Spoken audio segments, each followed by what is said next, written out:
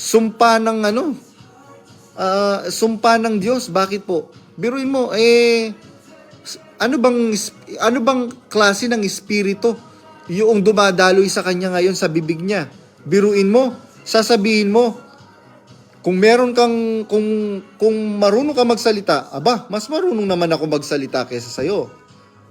Kung pakikinggan ka, aba, mas pakikinggan naman ako sa'yo.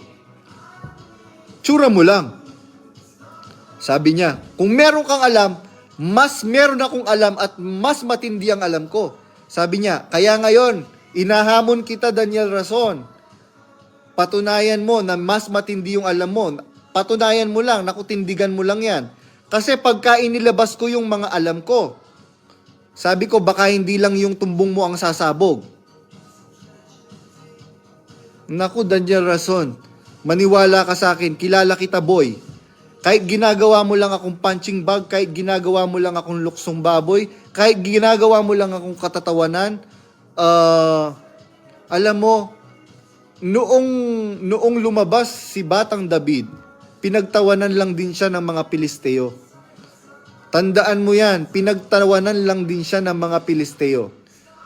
Pero yung Batang David na yon na pinagtawanan ng mga Pilisteo, yun ang nakapagpatumba kay Goliath na higante sa pamamagitan ng isang batong iniyagis niya ng may buong pananampalataya at pagtitiwala sa Diyos ni Isaac, ni Abraham at ni Jacob. Ganyan din ang pananampalataya ko ngayon. Itong badong na to na minamali-maliit mo na sinabi mong tsura mo lang.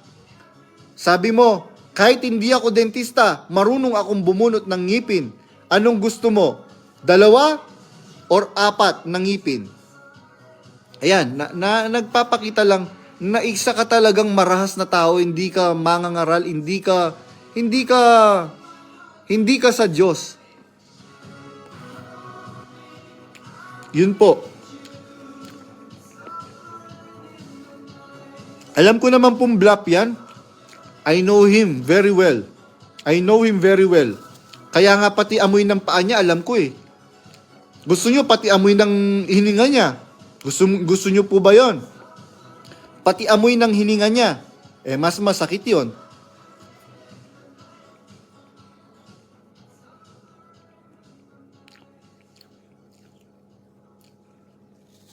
Kaya, ganun ang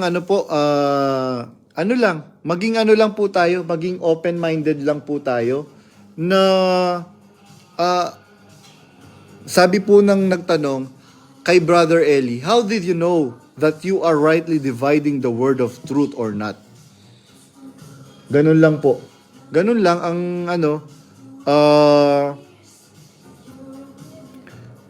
ganun lang naman po eh. Dapat meron tayong paninindigan. Meron tayong paninindigan sa katotohanan.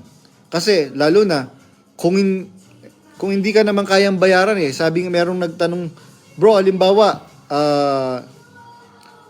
nag-offer ng malaking halaga si Daniel Rason sa'yo. Sa tingin niyo po ba, meron po bang way para manahimik po kayo? Hindi po kayang bayaran ng kahit anong salapi ang aking dangal. Dahil awa po ng Diyos, marunong po akong kumayod. Awa po ng Diyos, marunong po akong magbanat ng buto ng marangal. Hindi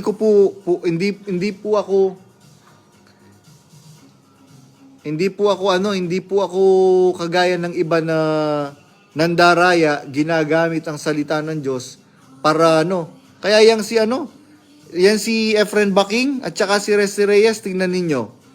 Napakaraming mga kapatid na natisod.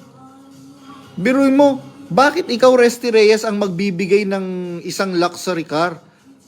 Isang top of the line na sasakyan dun sa isang DS.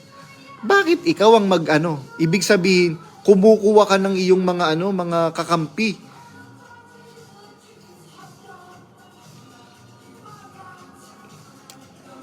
Hindi po, kumakain po ako ng apple.